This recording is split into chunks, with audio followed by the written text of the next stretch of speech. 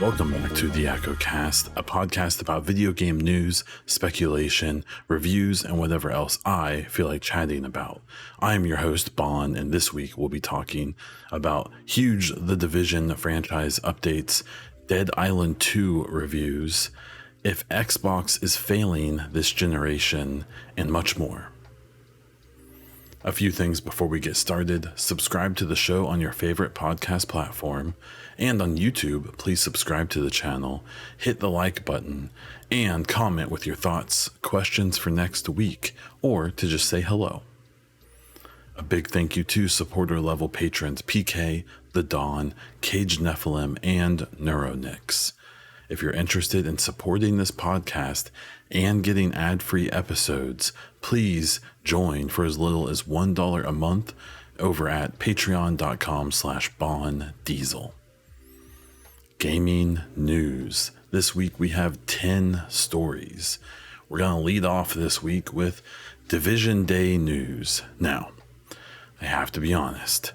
I don't think every game in every franchise needs to try to claim a day.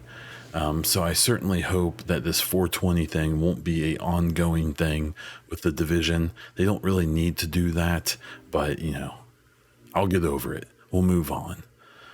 We got updates for the Division 2, the Division Resurgence mobile game, and Heartland, which has been a game that has been rumored to be all kinds of things. We'll talk about it.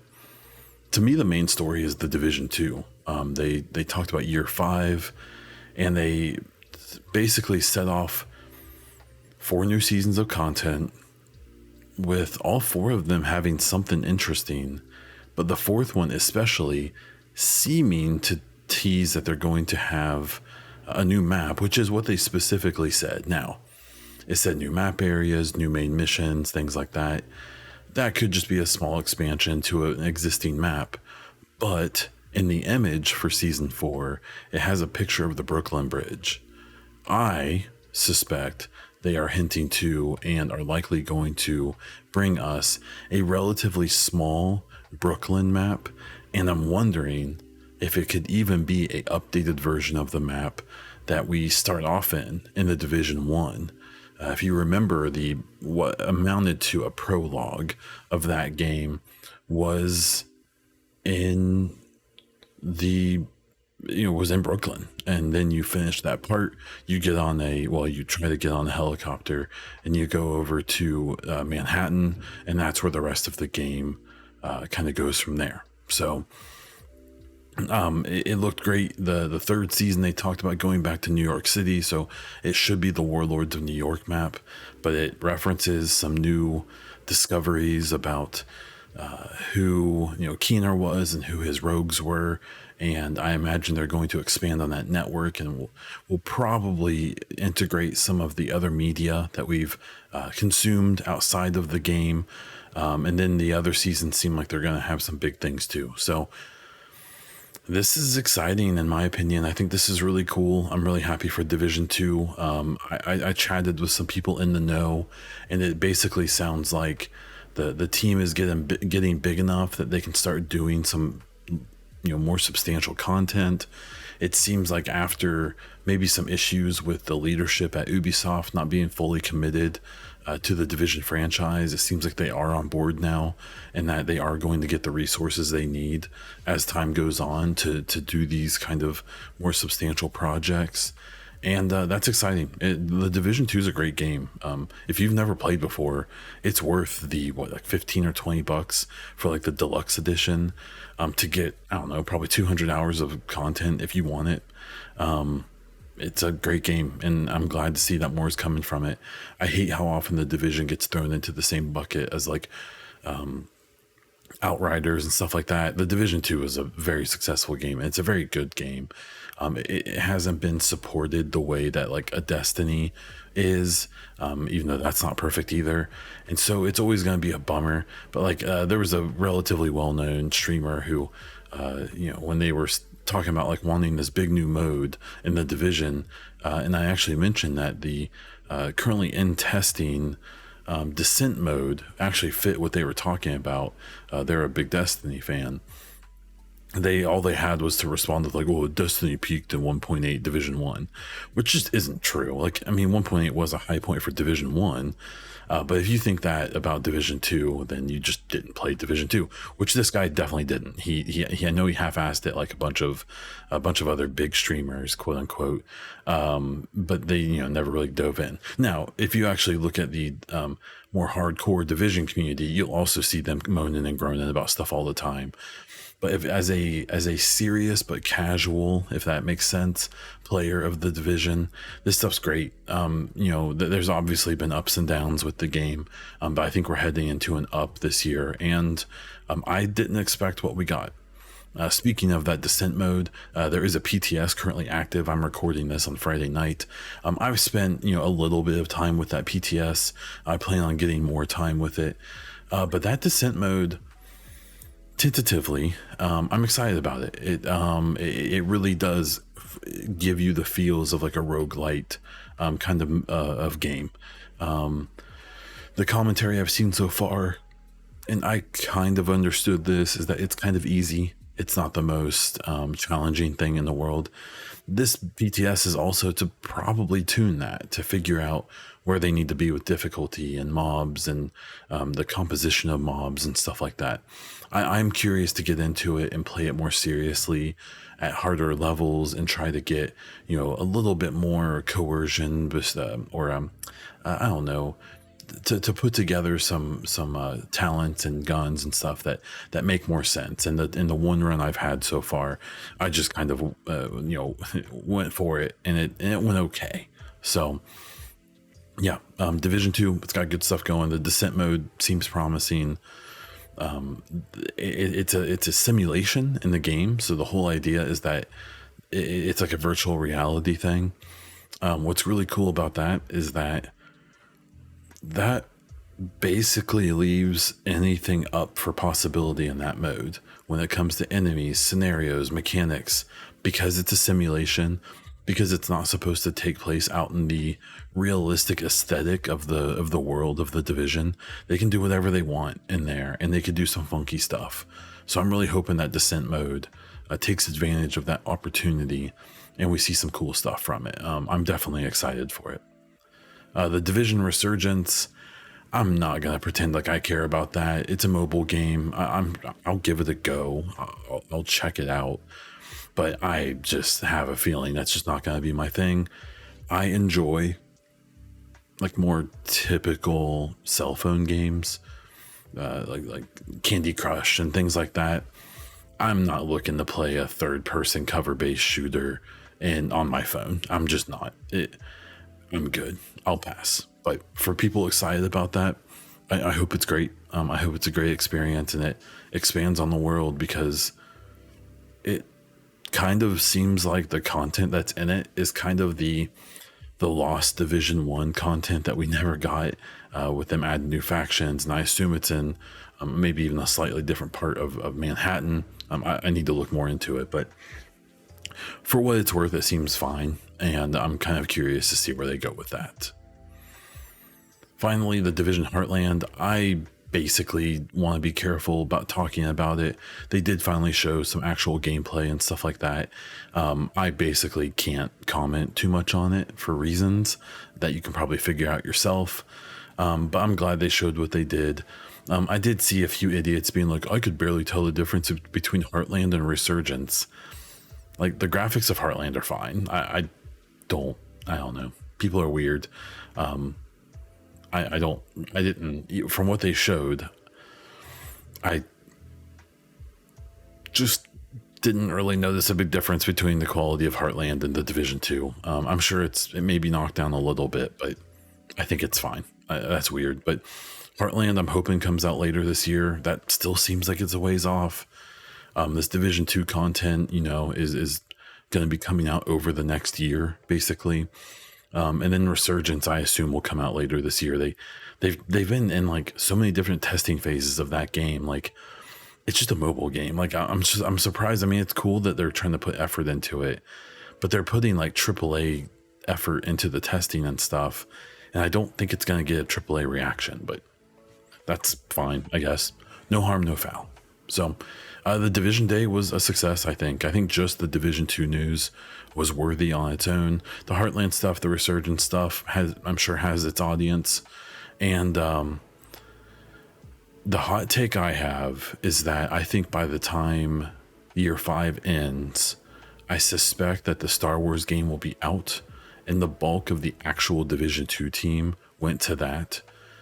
And I think at the end of year 5, we are more likely to get an announcement for Division 3 than we are year 6. I think year 5 will be the end of it. If in the final season of year 5, one of the things is Seasons 2.0.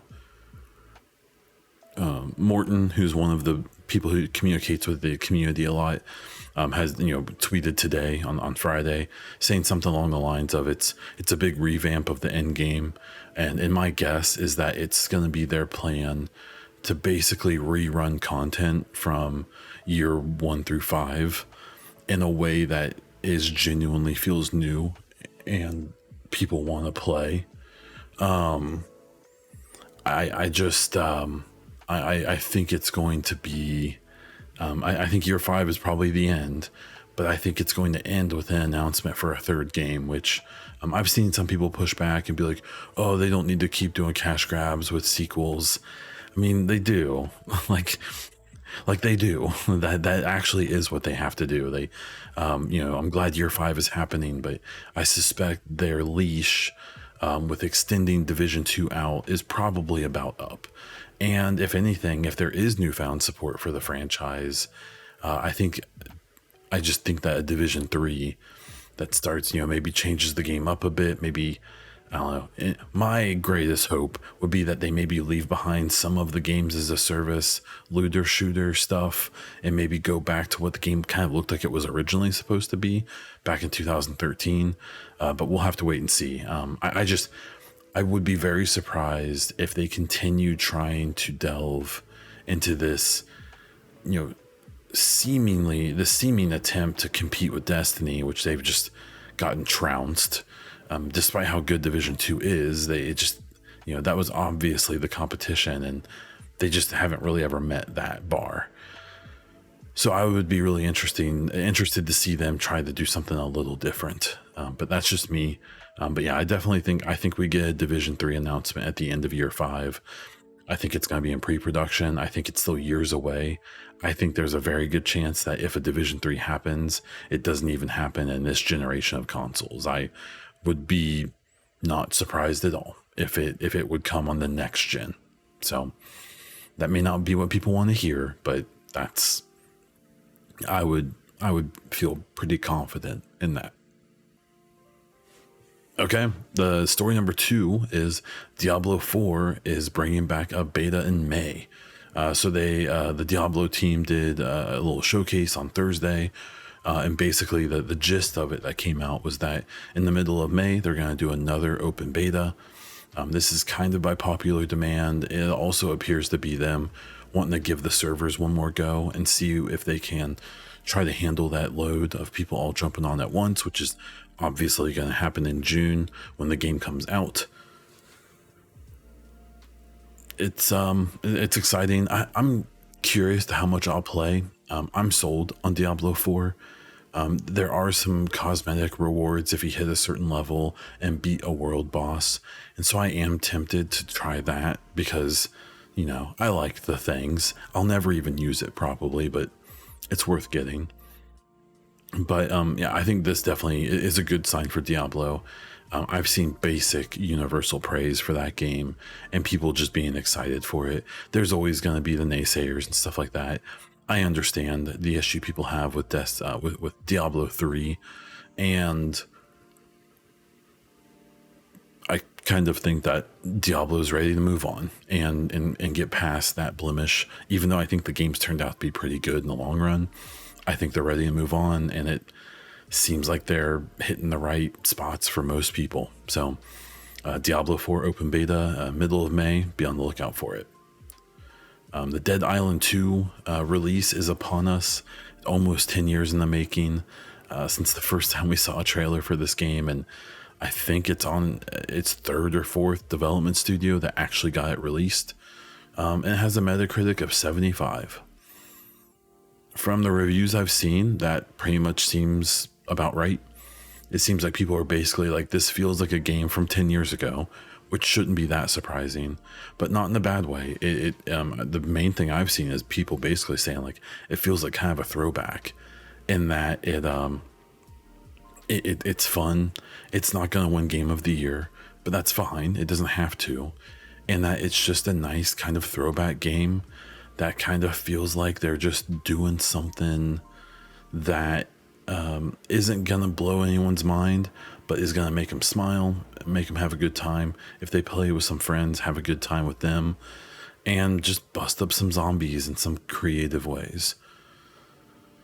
It sounds like the story and characters and all of that are just fine, but it sounds like the gameplay is really fun. And besides some performance issues in some platforms, it seems like people are very whelmed by this, and that I think that 75 Metacritic score is the premium example of how I really think people have kind of forgotten.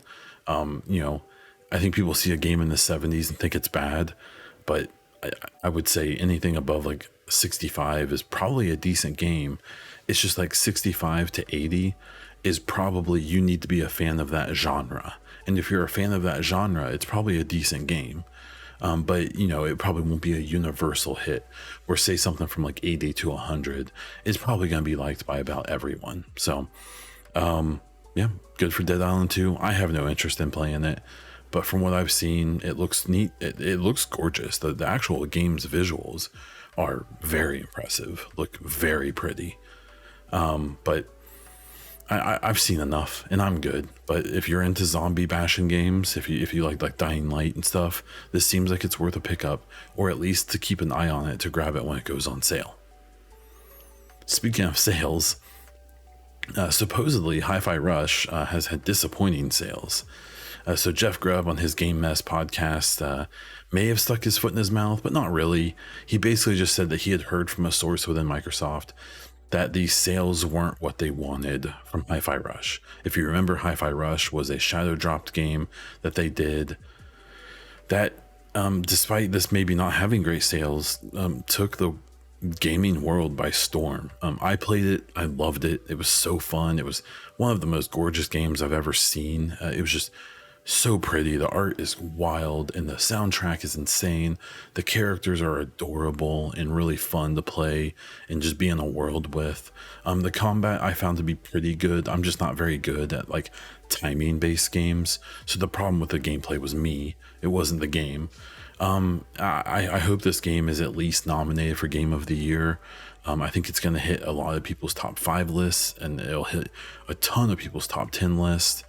And for this year, and despite that, there's rumors that it didn't sell very well. Now, Aaron Greenberg, who works for Xbox and is the like de facto PR hype man on Twitter for all things Xbox, basically disputed to a point Jeff Grubb's statement and said that in every measurable way, Hi-Fi Rush did great. So a good point Jeff Grubb did make is that it tends to be smart to look for where both statements could be true, where maybe the sales weren't great, but it did perform extremely well. This is a Game Pass game. It was shadow dropped. It did not have a big ad push. It's a game I think if they did ads like on TV, it would have played really well on TV, and it would have gotten people interested in the game. It is one of those games that I think if Xbox went back, they would probably hype it up as a typical release. And, you can't go back. So I think they're riding with it. They probably do kind of wish it would have been a different kind of release. Maybe they didn't realize how big the hype would be and how much people would love it. But there's always room for a sequel. And I bet if they do a sequel to Hi-Fi Rush, that gets tons of marketing. So we'll have to wait and see for that. I don't think the story is that big. The main topic this week is about Xbox, so I'll get into some of that here in a couple stories. But I think Hi-Fi Rush was a bright spot for Xbox so far this year. That will hopefully have a few more bright spots through the rest of the year, because it had a pretty bleak 2022. And I think a lot of this reaction is, PlayStation's doing really well right now. Again, we'll get into this. And I think that if there's any signs of weakness with Xbox, people are latching onto them, especially creators, especially journalists who, for better or worse, their game is clicks. And right now the going is good with pumping up Sony and shitting on Xbox, deservedly or not. I'll kind of leave that up to you. And that's where we're at. So, we'll talk more about it here shortly. Speaking of more awesome Xbox news, Joseph Staten, the legendary Bungie and Halo guy, and Frank O'Connor, who was at 343 and in a pretty senior position there, have both left Microsoft. We now know Joseph Staten has gone to Netflix to head up their gaming division and try to, I guess they're working on a AAA quality game, or so they say. We'll see how that works out. And I don't think we've heard where Frank O'Connor is going, if he's going anywhere. But I saw the reaction to this was really interesting. I feel like over the last couple years, even since Halo 5, there's been a lot of talk, especially at 343 and with Halo, and especially after Infinite, and how that game released well, but it's just didn't have legs and is only starting to get legs back. That they need to mix things up. And so to me, it's funny that over the last year or so, they've mixed things up a lot. A lot of people have left 343. And then I see people, saying like, oh, this is the end for 343, for Xbox, for Halo. But it's the change everyone wanted, right? Like, it's kind of like what I talked about with E3. Obviously, that got canceled. But it was so interesting that E3 was making all of the changes that people wanted. That show, before it got canceled, looked like it was going to be the industry show people had wanted forever, including the industry. But then other things seemed like they kept it from working out. And so 343 and Xbox and Microsoft seem to be making the moves that everyone wants them to make, by shuffling things up, getting new people in positions to try to freshen up this Halo brand and get this 343 studio going. But then everyone poo-poos on them for doing that. Yes, Joseph Staten is a legend. Frank O'Connor is a legend. Other people who have departed the company are legends. But, maybe they need some new blood. Maybe they needed to move on. And I just find it funny that when these organizations actually start doing the thing that people have been saying for years they need to do, everyone flips out and acts like the sky is falling. I think people should chill out. So that's what I have for that one. Check out this ad and we will continue on with the main story. Is Xbox failing this generation? Okay, so on to the main weekly topic. Is Xbox failing this generation? So I come at this and I want to make my situation very clear. My first gaming system that I had, I think, was a Sega Saturn. I had family and I lived in places where we had like Super Nintendos and Sega Genesis and I think the original Nintendo, the NES. But the first system I owned was actually a Sega CD. I then had a PlayStation 1, like an original PlayStation. I had a PlayStation 2. Then in college, I got into the Xbox, the 360. I had a roommate with an original Xbox. And then actually for a brief time after college, I had a PS3. And then when the Xbox One came out, I got that. I had a One X, and I now have a Series X. I also have I've always had gaming PCs. I've always had both. To dispel that rumor that if you have an Xbox that you don't need a PC, I have both. I'm one of those weirdos. But what I want to talk about is this, because of 2022 having no big Xbox releases, because of Halo Infinite not hitting the way people expected it to long run, because they've spent all this money on ZeniMax and Bethesda, and now they're about to spend a bunch of money on Activision and Blizzard and King. Everyone forgets King. that, them having Hi-Fi Rush, which is great, having Pentiment, which is great, but neither of those games being the blockbusters, not being the God of Wars, not being the Last of Us, things like that. The fact that PlayStation is selling like hotcakes right now, is currently outselling the PS4 at the same time of release, which is a big deal. The PS4 is one of the best selling consoles ever. Xbox being behind the roll again, seemingly the Series X and Series S sales slowing, even though they were pretty strong in 2021 and 2022. It's definitely seems like a big sky is falling moment. Now the problem is, and in the perspective I try to have, is that I pay attention to gaming news, gaming journalists, gaming creators, almost constantly every day of my life, because I do this podcast, because I stream, because I'm interested in it. And most of those people who I'm paying attention to are the same way. And I do believe, I've seen a lot of talk lately about, the bad feels around Xbox, that Xbox is having, everyone's down in the dumps about it and stuff like that. I think it's good to sometimes take a step back and realize that maybe we're in a bit of an echo chamber.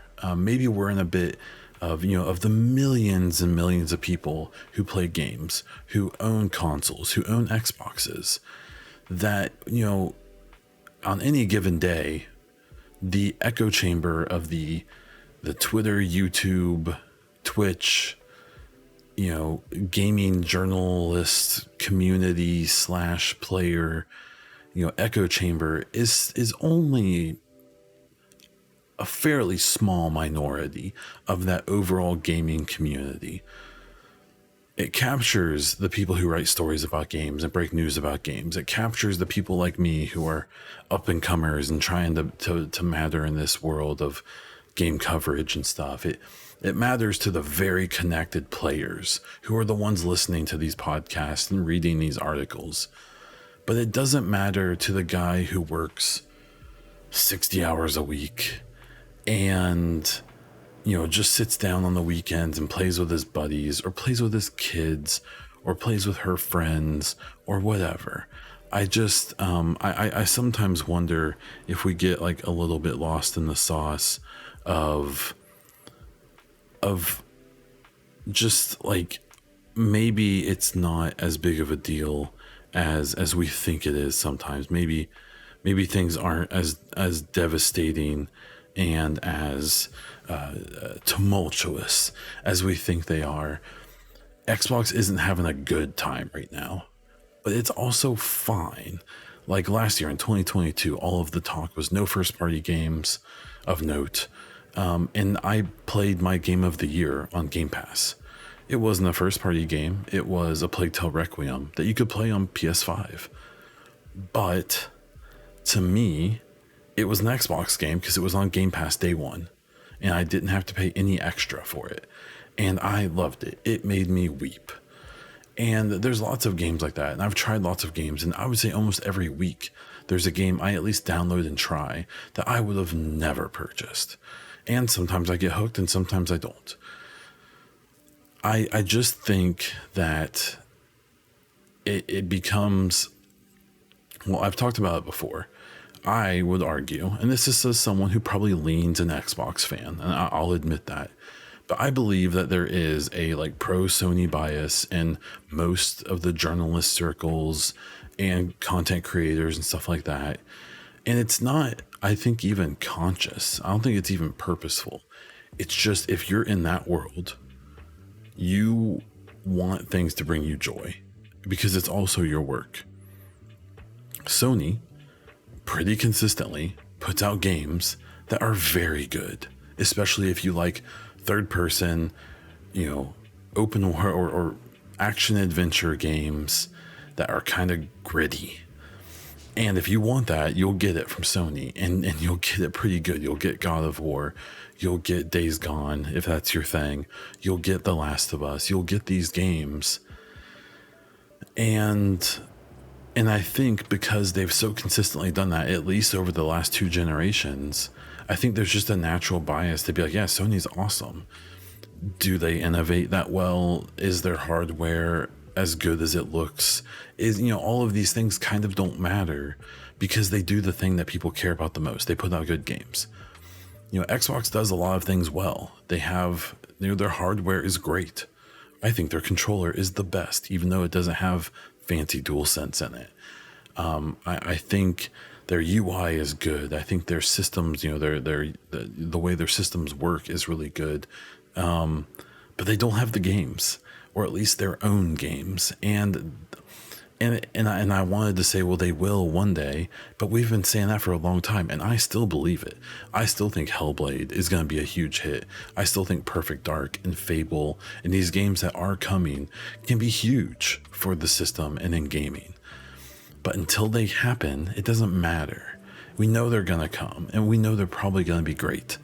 But for now, it doesn't matter because say, Starfield comes out and it's amazing. Well, Sony's going to have Spider-Man 2. And while Spider-Man 2 will probably pale in comparison to the scale and the simple just craftsmanship of Starfield, it's still going to be super good and people are going to love it. And a lot of people are going to love it more than they love Starfield just because it's a Sony game and just because it's really freaking good. And that's the hill that Xbox is climbing, is that even like the One X was good hardware. Now, to be totally honest, the PS4 and the Xbox One were both just like kind of bad consoles. They weren't great, but they squeezed a lot out of them, and I'm thankful for that. But it only matters so much to have the good subscription. It only matters so much to have the good console, to have the good controller, to have the good things. But it comes down to games, and Xbox doesn't have them. But I also don't think that it's a reason to be completely doom and gloom. I think if we thought that Xbox has to turn it around or they're going to be gone in 5 years, I'd be pretty worried. I don't see Microsoft being that short-sighted. They aren't Google. They aren't just going to dump a product because it's not working. And because I do think they're looking beyond the 5-year mark, because I do think they're looking in the long run, especially as it looks like they're going to get the Activision Blizzard King deal. In 10 years, Xbox is going to be very competitive. But no one wants to hear that because I don't blame them, because a bunch of people, including myself, spent hundreds of dollars on a console a couple years ago and still don't quite feel like they've gotten their money's worth out of it. And I agree. I think my Series X is great. It's played a bunch of really great games extremely well, but I am yet to see that like definitive reason for buying it over a PS5 from Xbox. And while that doesn't put me off, I'm still happy I bought the system. I still enjoy it.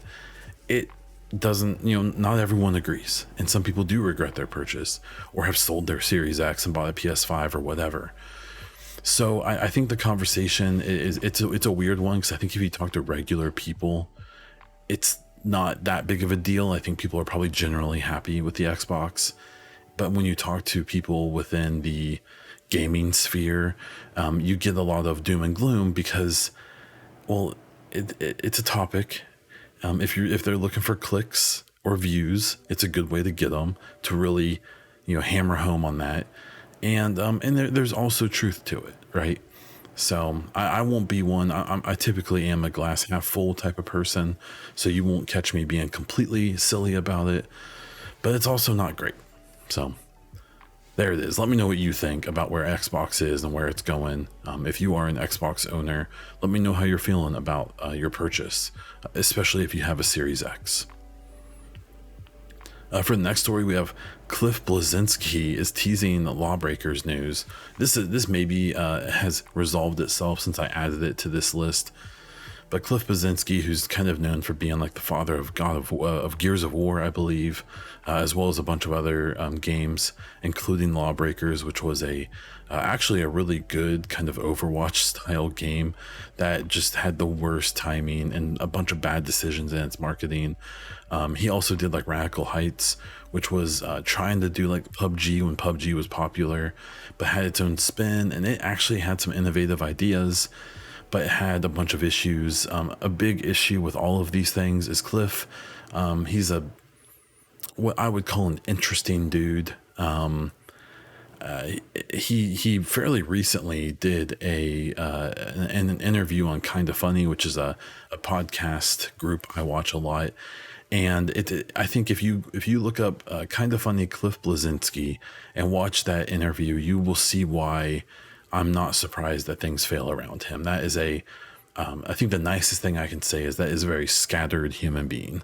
Why he's so scattered, I have no idea. I could throw out some guesses. But he just seems like he's an eccentric guy, and it seems like things are just kind of crazy around him. Now, what happened is he was teasing a call from his attorneys about lawbreakers. Stay tuned. Well, it seemed like him teasing this stuff was just a way for him to advertise a comic book he's helping create. And so I think this was all kind of a ruse to get people going and to paying attention to him. But hey, it worked. I'm talking about it on this show. And now we'll move on. We'll move on to another interesting set of people. The developer Fantastic claims The Day Before is definitely, seriously, absolutely coming out in November. This is the Division, The Last of Us kind of really shady game that came out of nowhere and has still not quite convinced, I think, anyone reasonable that it's a real game. That it's had tons of delays. Their marketing has been super weird. They've been very just odd about the way they've responded to people criticizing their game and talking about how it doesn't seem like it's real, that it's vaporware and things like that. I mean, I think a game called The Day Before will release on Steam one day. I do not think it will come within 1,000 miles of the game that they've tried to sell. Even the most recent gameplay snippet they showed had some it was just weird. It was very odd. And they tried to act like it was like live gameplay, or that it was like, but it just wasn't. And the only parts of it that seemed like it were the really boring parts that seemed just awful, and even a huge downgrade to some of the other things that they've shown. So Fantastic is at it again. This little studio that could, if it was even real. We'll see. It's been an interesting story to follow because a bunch of them, I used to be very into the Division content community, a content creator world, and a bunch of them who, there's a lot of people who chase trends a lot in that community because they're also desperately trying to find another game to supplement their views. A bunch of them latched on to The Day Before as soon as it revealed. And I was very much of the opinion of like, that game looks like it's fake. That does not look real at all. And I feel like I was probably on the right side of that. Quick story about NVIDIA. They are lowering their GPU production. And the reason this is a big deal is because all of the graphics card companies have caught a lot of crap over the last few years for basically just taking advantage of the COVID pandemic and issues by raising the prices of their GPUs, even their like fairly low end PC GPUs, extremely high, including the, I believe, $600 4070, which if you compare that price to the previous generations, 3070, 2070, and 1070, they were much cheaper, even accounting for inflation. And so they basically, it seems like they're having a tough time selling these 4070s. And so instead of lowering the price, which would absolutely sell a bunch of them if they made it like $499 or something, they've decided to just stop making them. And what they're going to do is they're going to starve the market, and they're going to force people to buy the ones they've already made at the high cost. And then we'll see what they do. They could come out and they could lower the cost. They could say, okay, we made our money. Now we're going to be more reasonable. I don't think that's going to happen. I think they're going to keep charging as much as they can, and they're just going to reduce the numbers of GPUs, and they're just going to make people buy them. Because if you want a PC, but you don't have a GPU already, or at least one that's modern enough, you have to buy one. And you can do Radeon, you can do theirs, and they have good GPUs, but they're not cheap either. And there's just stuff you miss out on if you don't do NVIDIA. And so that's why we should all hope that AMD with Radeon, that Intel with their Arc GPUs, we need to hope that they all can step up, because NVIDIA needs legit, serious competition to change their ways.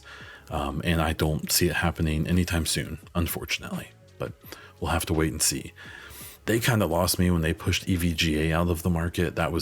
I've only ever had EVGA video cards. I've never owned another company.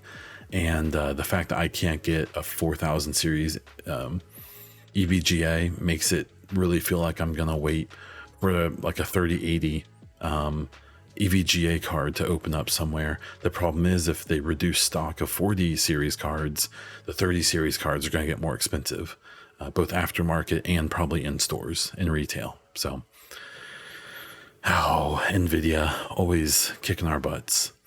Then the last one here it's kind of an interesting story. There's a game that a demo's been getting shown called Unrecord. I think it's a VR game, but it's kind of hard to tell, but it kind of has to be, I think, from the way the movement is. The thing is that it looks so realistic that a very dark tone, a very dark tweet I saw was someone saying that they thought someone was committing a mass shooting in like a homeless shelter. If you watch the video, it is weird. It is. I saw people accusing it of being like FMV or full motion video, where it looks like it's like one of those old school games, but it's shot in really high definition, where it's kind of like, if you've ever seen like the police trainers and stuff, where it's just a video board and then kind of like just like a laser tag kind of thing, where the cop has to decide whether they should shoot or not based on the situation and tracks their accuracy and all that. I think this is a full-fledged Unreal Engine 5 VR game that just is probably a bunch of really tight corridors so that it's not too demanding on the hardware. And it's just probably an evolution of the VR shooting space. I still don't think shooter games are ever going to be what like elevates VR, but at the very least, this game got a lot of conversation going. Now, obviously, one part of it was whether it was real or not. The other conversation was how ethical or moral it is to have a game that is extremely realistic, that is essentially you as a cop going through a building just shooting a bunch of people. That's a conversation for other channels to have. I'm not really in that. My opinions are probably kind of weird because I'm kind of a weird guy, but it's at least worth checking out the footage of this game. It's called Unrecord, and you should be able to find gameplay footage. Let me know what you think about it. It's interesting. It's definitely an eye-opening example of what games could look like as we move forward, but also an example of how non-gaming topics can come into our little world and be something to actually talk about in the right context.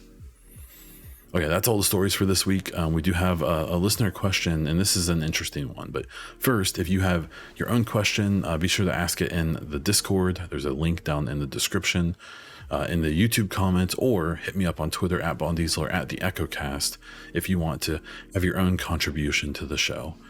This week we had an idea from Pizza Morgue in the Discord and said, how about a top 10 games list of games that scored an average of 7 or lower by critics? So admittedly, I didn't really have the time or the talent to research this appropriately. So what I did is, if you're watching the video version of this show, I have an article here from The Gamer. It's a journalist's website for games. And we have the 20 great games with a Metacritic score lower than 70. So this is how I'm going to answer your question. So I hope this is good enough. All right, so as we scroll down, I've already looked at this list. I have only played a couple of these games, so I'm not going to pretend like I have some really strong opinions about them, but I think it's still worth talking about because it's a great subject. So the number 20 game on this list is Scorn. It has a 64 Metacritic score. This was the Xbox exclusive like the Alien style of art inspired the sticky game. This game was interesting. It seems like it's Geiger is the artist that it was inspired by. It seems like it was liked in general, but just not loved by a lot of people. And this is one of those games I never had any desire to play it, but I watched some playthroughs and it was really interesting.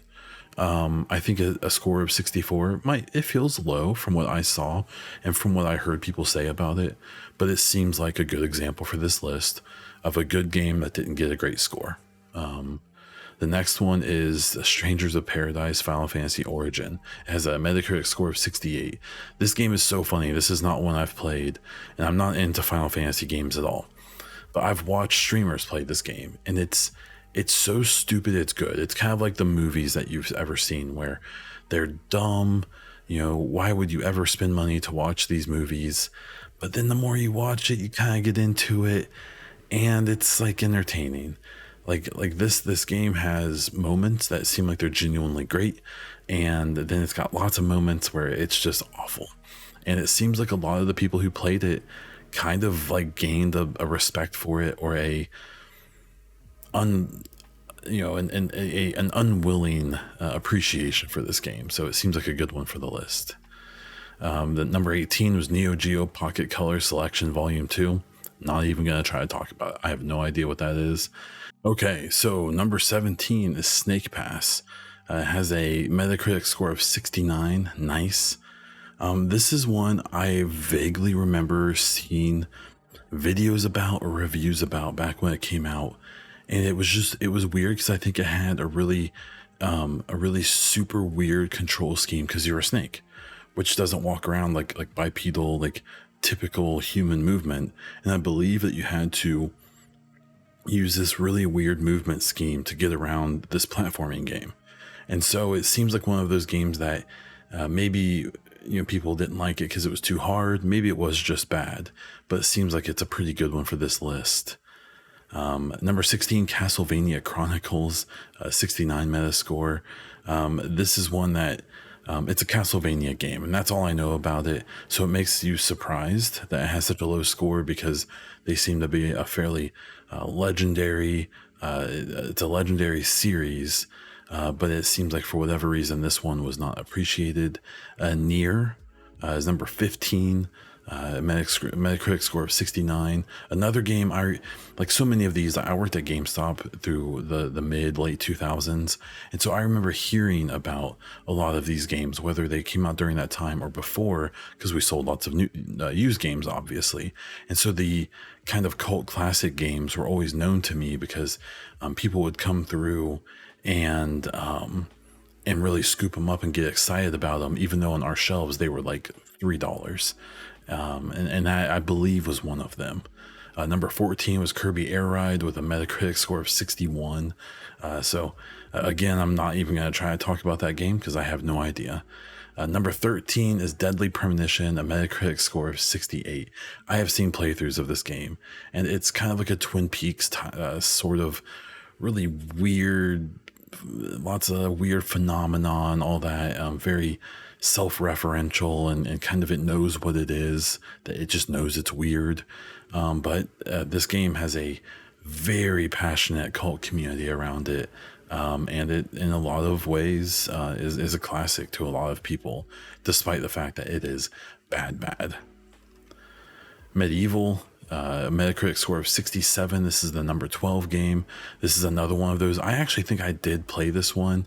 I believe it basically was a pretty solid game, and it was silly and people enjoyed it, but it just never found a huge audience. And obviously to the reviewers that reviewed it, they weren't super impressed. Ghosts and Goblins Resurrections, number 11, a Metacritic score of 69. This is an interesting one. So Ghosts and Goblins is an old school, extremely classic game that was maybe one of the most brutal games you can play because it is insanely unforgiving and very challenging. And I believe this was a remaster of sorts. And it seems like it was just so faithful to the original that more modern gamers and reviewers just couldn't get into it. So, there it is. The Evil Within. If you don't know, this was made by the same team as Hi-Fi Rush. So that's why people were so surprised by Hi-Fi Rush, because that team had typically done, Tinko Gameworks had done horror games previously. So this is number 10, Metacritic score of 68. I've only ever heard good things about this, but I think it was kind of always put into the same category of games like Resident Evil 4 and stuff. And when you have a game that to a lot of people is the GOAT, it's just hard to come out. So I suspect it was taking a hit because of that. At number 9, we have a game I have played, Wolfenstein Youngblood, a Metacritic score of 68. I don't like this being on this list. I think Wolfenstein Youngblood is a unforgivably bad game, mostly because of the characters, but also because it's so small in scale. Where most of the Wolfenstein games, the modern ones, have been these big grand experiences, Youngblood basically has you replaying a bunch of these relatively small areas over and over again. And this, I don't know, it's hard to describe what kind of game it is. There's just lots of backtracking, and the characters are super annoying. It's the daughters of the main protagonist of the series, and they're the worst. And it's just, I don't know. I disagree with this game being on this list. Star Fox Zero at number 8, Metacritic score of 69. This was a sequel to the original Star Fox game, which to many people, especially my age in their 30s and older, probably, the Star Fox games are legendary. And it seems like this one just didn't meet the mark, but almost 70 is still pretty good. Mad Max, I didn't play this one. This is number 7 with a Metacritic of 69. This was one that I've heard countless people say is a legitimately awesome game, and it just didn't hit with people. It didn't hit with reviewers, apparently. So I've always intended on playing it, and I haven't gotten there. Number 6 is Deception 4, Metacritic of 69. I have no idea what that game is. Number 5 is Friday the 13th, a Metacritic score of 61. I believe this is one of those games kind of like, it's one of the types of games where one person plays as the bad guy and then everyone else tries to escape them. I know a lot of people who are really into this game and into that genre, and it's actually surprising it's such a low Metacritic, because all the people I know who play it would probably definitely rate it higher than that, but I suspect reviewers just didn't catch on to it. Number 4, Way of the Samurai 4, a Metacritic of 58. I don't know anything about that game, so I'm not going to bother talking about it. Same with number 3, The Silver Case, Metacritic of 64. Number 2 is Castlevania Harmony of Despair, Metacritic of 68. Another time where I'm surprised there's a Castlevania game on this list, but it's not surprising that it just didn't review well, but was still really, really liked and considered a good game by a lot of people, probably mostly the hardcore fans. And then a final number 1, Wild Arms XF, Metacritic of 64. Couldn't tell you anything about it. So Pizza Morgue, you took us down this different way of me handling a question. I hope that you will learn to forgive yourself, and that's what that is. So again, if you have any of your own questions or topics like this one, please hit me up in one of the places I've listed, and feel free to let me know what you want for the next episode. And that's what I have for this one. So thank you so much for listening. I am happy to get your feedback on the show if you have any. Please remember, I do have a giveaway for a Mass Effect merch bundle that ends on the 30th of April. If you go to my Twitter, it's the top tweet. It's the link, the tag tweet on @BonDiesel on Twitter. So go there, enter, win some cool merch, and help me out a bit too with some follows and subscriptions. You can find me all over the internet as BonDiesel on Twitter, YouTube, Instagram, and over on Twitch. And that's all I have for this one. So until next time.